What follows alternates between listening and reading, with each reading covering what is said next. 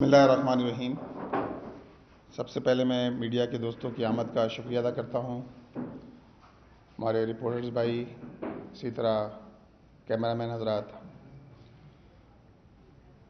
میرے ساتھ Pakistan business forum کے صدر جناب سہیل عزیز صاحب موجود ہیں، اسی طرح جنرل سیکریٹری عامر رفیع صاحب موجود ہیں، جناب شکیل ہاشمی صاحب ہمارے بزنس فورم کے سرپرست ہیں، اور اسی طرح ابن الحسن ہاشمی صاحب ہمارے کنٹونمنٹ کونسلر بورڈ کے کونسلر بھی ہیں، اور زاہد عسکری صاحب۔ آج 2-3 موضوعات ہیں جن پر ہمیں گفتگو کرنا ہے۔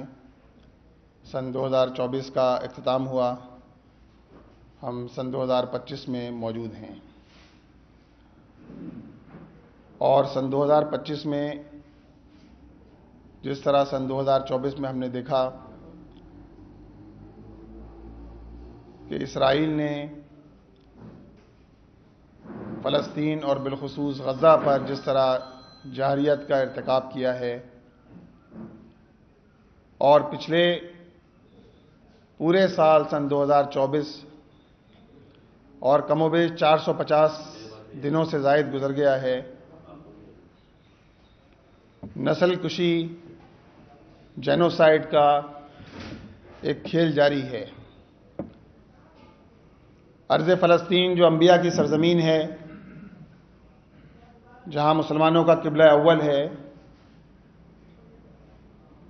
جس سے ہماری دینی روحانی وابستگی ہے، اس انبیاء کی سرزمین کو تاراج کر دیا گیا ہے۔ اور تاراج کرنے والے کون ہیں؟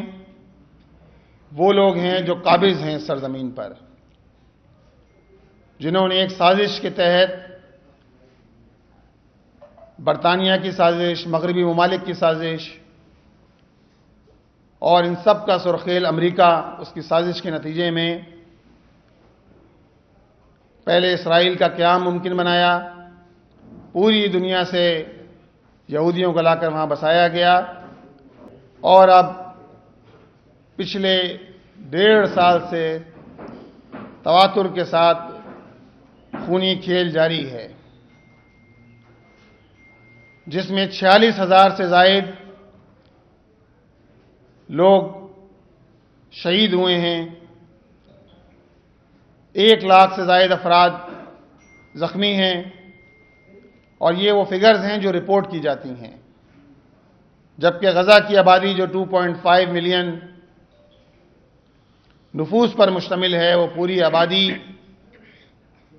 کیمپوں پہ رہنے پر مجبور ہے، اور جو 46,000 افراد شہید ہوئے ہیں، ان میں بھی 2/3 بچے اور خواتین شامل ہیں، اور یہ ساری جارحیت، نسل کشی، جینوسائیڈ، یہ سارا جو ہے امریکہ کی سرپرستی میں ہو رہا ہے۔ وہ امریکہ جو انسانی حقوق کا چیمپئن بنتا ہے، لیکن وہی امریکہ کہ جس نے جاپان میں ہیروشیما ناگاساکی پر بم گرایا، وہی امریکہ کہ جو ویتنام سے ذلت کے ساتھ نکلا،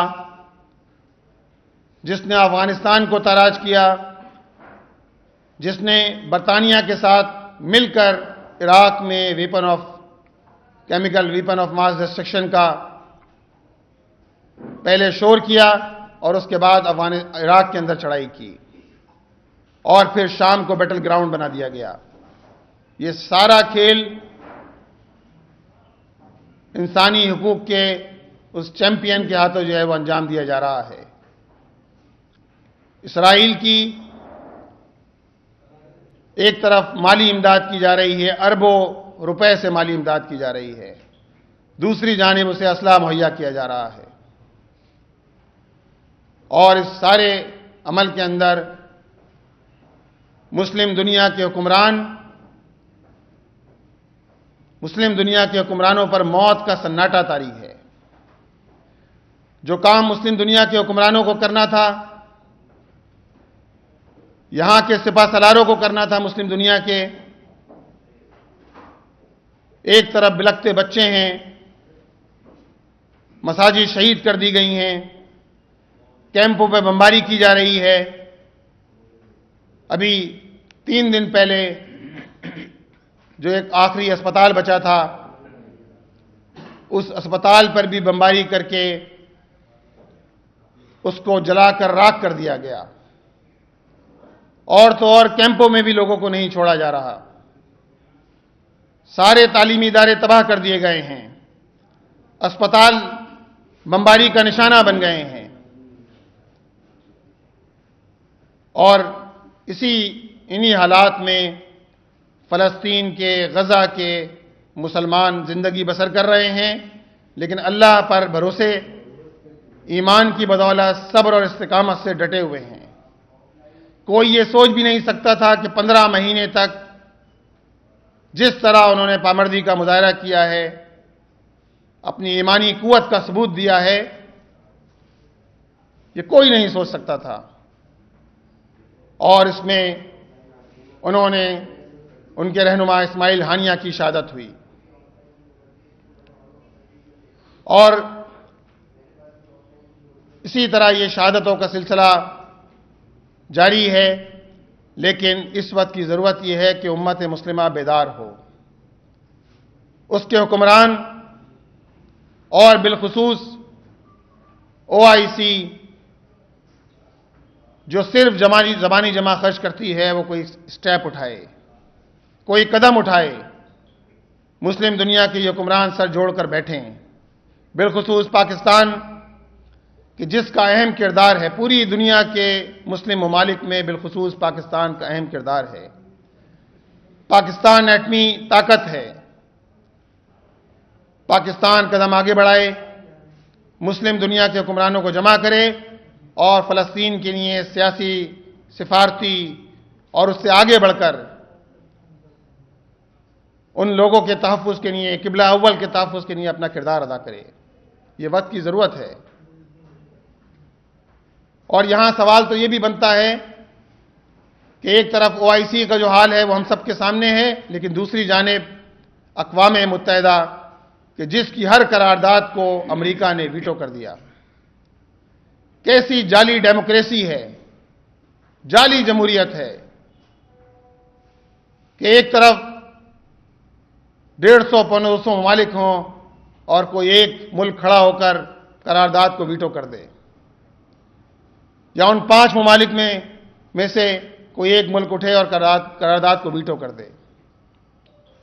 کیسی جعلی ڈیموکریسی ہے۔ ان پورے حالات کے اندر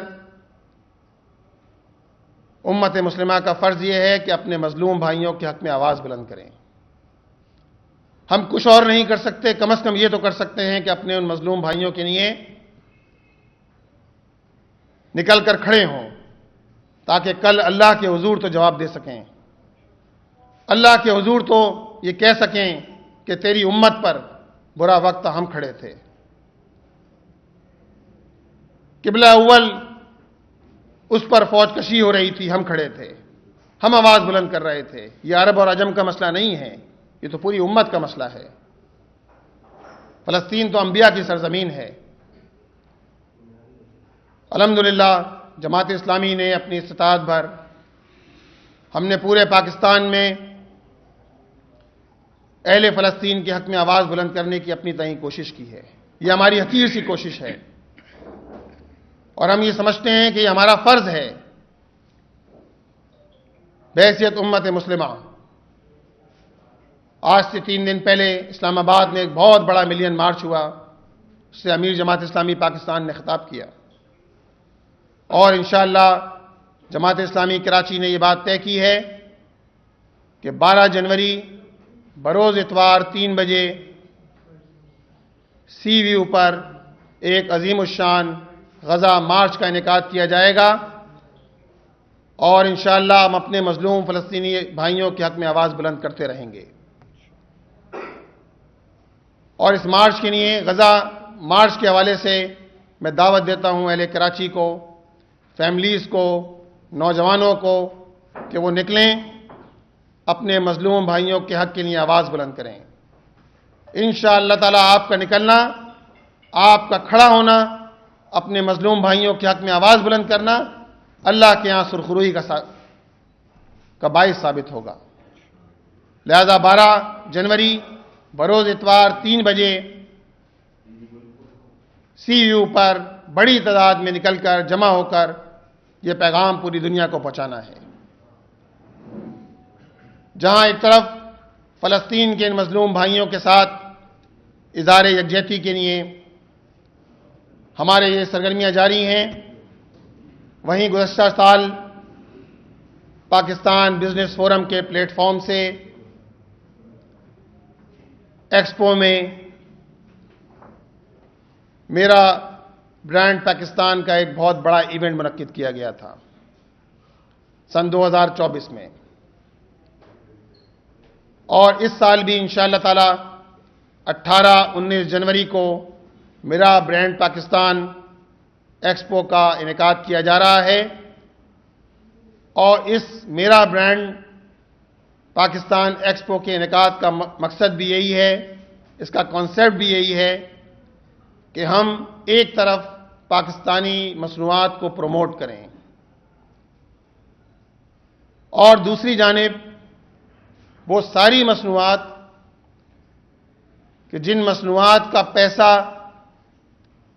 اسرائیل کو پہنچتا ہے، وہ بلین آف ڈالرز جو ہم ان مصنوعات کو استعمال کر کے جس کا فائدہ اسرائیل کو پہنچاتے ہیں، ان مصنوعات کا بائیکاٹ کیا جائے۔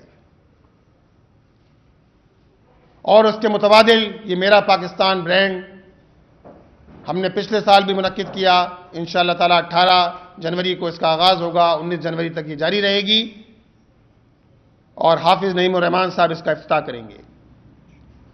اس کے پیچھے بھی پورا کانسیپٹ یہی ہے کہ ایک چھت کے نیچے وہ سارے برانڈ موجود ہوں جو پاکستانی مصنوعات کے ہوں۔ اگر گزشتہ سال 200 سے زائد اسٹال موجود تھے تو انشاءاللہ تعالی اس سال 300 سے زائد اسٹال موجود ہوں گے۔ لوگوں نے اسے ویلکم کیا ہے، لوگ اس جانب متوجہ ہوئے ہیں۔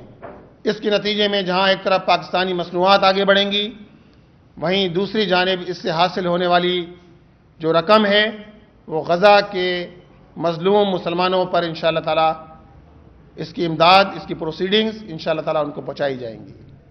تو بیسک گول یہی ہے کہ غزہ کے مظلوم بھائیوں کی مدد کی جائے اور پاکستانی مصنوعات کو پروموٹ کیا جائے۔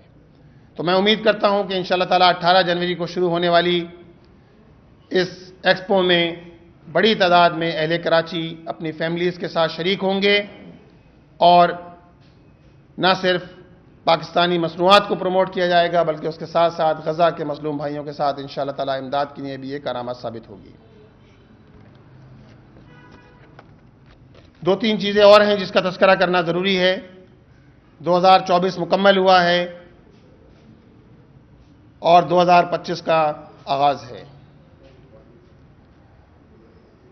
اس موقع پر یہ بات میں ضرور کہوں گا کہ آج سے 2 دن پہلے مرتضی وہاب صاحب نے یہ بات کہی کہ 2025 کا سال ترقی کا سال ثابت ہوگا۔ اللہ کرے ایسی ہو کہ 2025 کا سال ترقی کا سال ثابت ہو، لیکن ہم نے دیکھا کہ 2024 کا سال قابض میئر مرتضی وہاب صاحب کی سرپرستی میں ایک ایسا بھیانک خواب ثابت ہوا ہے کہ اہل کراچی پریشان ہیں کہ کھائیں کہاں کی چوٹ، بچائیں کہاں کی چوٹ۔ شہر کے لوگ پریشان ہیں، اور اگر اس موضوع پہ بات کی جائے تو ہر موضوع جو ہے وہ اس پر ایک طویل گفتگو کی جا سکتی ہے۔ اس وقت عملاً پورا شہر مافیا کے کنٹرول میں ہے۔ کہیں وہ پانی کے نام پر کہ ہم نے دیکھا کہ سال کے اختتام پر جس طرح پانی کی قلت تھی، پانی ناپید تھا، لیکن اگر کسی کا راج تھا تو وہ واٹر ٹینکر مافیا کا راج تھا۔ اسی طرح شہر میں کہ الیکٹرک مافیا تو شہر کے اندر اس نے پوری طرح پنجے گاڑے ہوئے ہیں۔ اور 2024 کا سال بھی لوگوں پر بھاری بھاری بلوں کے بم برستے رہے، اور ان سارے بلوں کے باوجود 12 گھنٹے 18 گھنٹے کراچی کے بعض علاقے ایسے ہیں کہ جہاں ابھی بھی لوڈ شیڈنگ ہو رہی ہے۔ 2024 تباہ حال انفراسٹرکچر کراچی کا، ٹوٹی سڑکیں، بہتے گٹر، اور بارشوں میں ایک دن کی سڑک بھی شامل ہے۔ 8 گھنٹے میں بننے والی سڑک بھی 8 گھنٹے بعد بہہ گئی۔ کرپشن ہے، لوٹ مار ہے، اور لوٹ مار کا یہ سلسلہ 2024 کے اندر بھی جاری رہا۔ اسی طرح وہ منصوبے جو پنجاب میں 11 مہینے میں، 13 مہینے میں، 18.5 مہینے کے اندر BRTs کے منصوبے مکمل ہوئے، کراچی میں یہ منصوبے 36 مہینے گزرنے کے باوجود بھی ریڈ لائن کراچی کے لوگوں کے لیے عذاب بن گئی ہے۔ یہ بھی ہم نے دیکھا کہ سن 2024 میں اور اس سے پہلے بھی یہ وعدے کیے جاتے رہے کہ یہ سال اس کے اندر انفراسٹرکچر بحال ہو جائے گا، ٹھیک ہو جائے گا، ریڈ لائن تعمیر ہو جائے گی، اور اس سے پہلے بھی جو منصوبے تھے، اورنج لائن کا منصوبہ ہو یا گرین لائن کا منصوبہ جو آج تک نامکمل ہے، سن 2024 میں بھی یہ صورتحال رہی کہ یونیورسٹی روڈ اور یہاں بننے والی ریڈ لائن منصوبہ کراچی کے شہریوں کے لیے عذاب سے کم ثابت نہیں ہوا۔ اسی طرح کراچی دنیا کا 8واں بڑا گنجان شہر ہے، 8 شہروں میں اس کا شمار ہوتا ہے۔ یہ شہر متوسط طبقے کا شہر ہے، لیکن اس شہر کے اندر جس طرح ایک بڑی مافیا کے زیر اثر ہر شعبے کے اندر، کہیں پانی مافیا ہے، کہیں بجلی کے الیکٹرک مافیا کام کر رہی ہے، اسی طرح اس شہر کے اندر قبضوں کا، جعلی فائلوں کا، ڈبل فائلوں کا دھندا پوری زور و شور سے ریاستی طاقت اور پیپلز پارٹی کی بھرپور پشپنائی کے ساتھ سرپرستی میں چل رہا ہے۔ یہ بھی ہم نے دیکھا سن 2024 میں۔ اسی طرح سن 2024 لا اینڈ آرڈر کے حوالے سے ورسٹ سال ہے۔ جب آئی جی صاحب بات کرتے ہیں وہ کہتے ہیں کہ پچھلے سال کے مقابلے میں کرائمز کے اندر جو ہے وہ اتنی کمی ہو گئی، 5% کمی ہو گئی، 3% کمی ہو گئی۔ آئی جی صاحب آپ کو یہ بھی بتانا چاہیے کہ شہر میں کتنے کرائم ہوئے ہیں۔ گاڑیاں چھیننا، موٹر سائیکلیں چھیننا، اور اسی طرح موبائل چھیننے کی وارداتوں، پیسے چھیننے کی وارداتوں کے درمیان لوگوں کی جان لے لینا۔ 70,000 سے زائد کرائم کے واقعات ہوئے ہیں شہر میں، 70,000 سے زائد۔ اور جب کرائم ہوتا ہے تو صرف ایک کرائم نہیں ہوتا، 109 افراد اس کرائم کے دوران صرف کہیں بائک چھیننے کی واردات کے دوران، کہیں موبائل چھیننے کی واردات کے دوران اپنی جان سے چلے گئے۔ اور جس کے ساتھ واقعہ ہو، جس کے پیسے چھینے جائیں، جس کی گاڑی چھینی جائے، آپ بتائیں اس کی سائیکولوجیکل صورتحال کیا ہوگی، اس کی وہ کس نفسیاتی کیفیت سے گزر رہا ہوگا، جس سے یہ شہر پچھلے پورے سال گزرتا رہا ہے۔ اسی طرح حادثات کا نہ ختم ہونے والا سلسلہ ہے۔ کم و بیش 800 افراد پچھلے سال حادثات کا شکار ہوئے ہیں، ٹینکر کے نیچے آ کر دب کر مر گئے، ٹرولر، ڈمپر، گاڑیوں کے حادثات،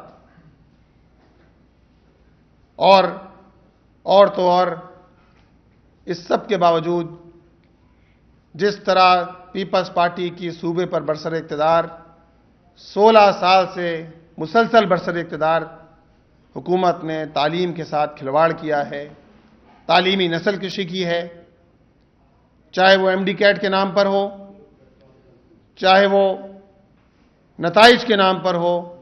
کبھی میٹرک کے نتائج کا مسئلہ ہوتا ہے، کبھی انٹر کے نتائج کا مسئلہ ہوتا ہے، یونیورسٹی کی فیسوں کا الگ مسئلہ ہے، Karachi medical and dental college جسے اب یونیورسٹی کا درجہ دے دیا گیا ہے، اس کی فیسوں کا الگ مسئلہ ہے۔ یہ پورے موضوعات ہیں، تعلیمی نسل کشی ہے، جو پیپلز پارٹی کی 16 سال سے صوبے پہ برسر اقتدار حکومت کی زیر سرپرستی جاری ہے۔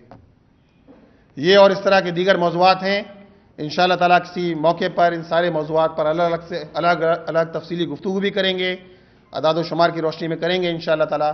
بہت بہت شکریہ۔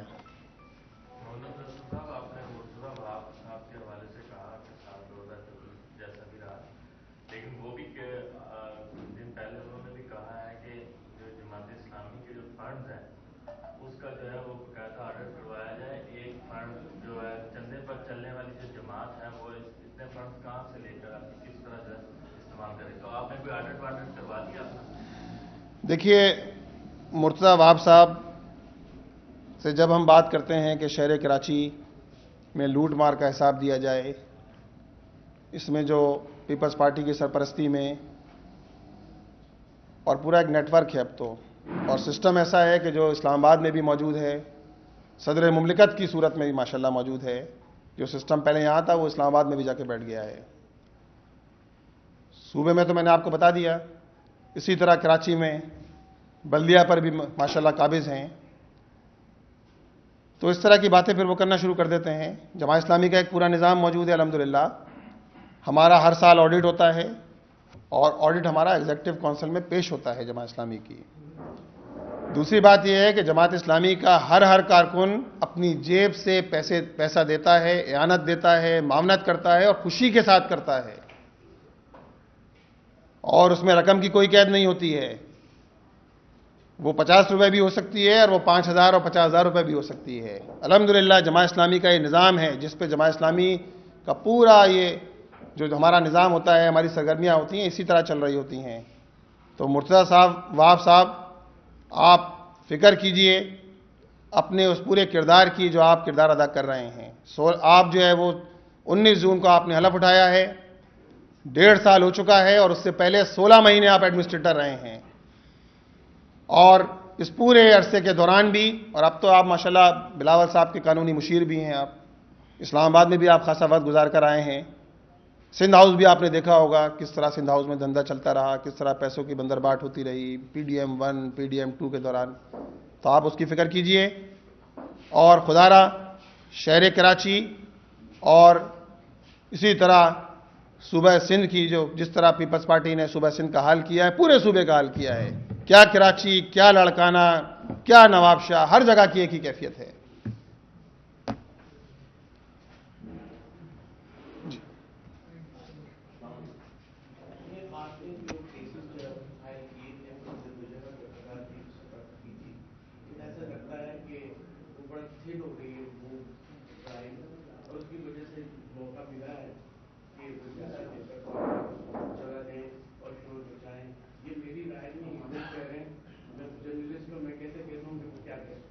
تو اس سلسلے میں ایسا کیا ہے کہ آپ کی کوششیں جو آپ نے کی تھی، جو عدالتی محاذ پہ آپ کھڑے تھے، اس میں کچھ سستی آ گئی ہے؟ دیکھیے، عدالتی محاذ پر الحمدللہ ہمارے چاہے بجلی کا مسئلہ ہو کہ الیکٹرک کے حوالے سے ہو یا دیگر حوالوں سے، عدالتی محاذ پہ ہمارا الحمدللہ عدالتی محاذ پہ بھی ہم لڑ رہے ہیں، اور اس کے ساتھ ساتھ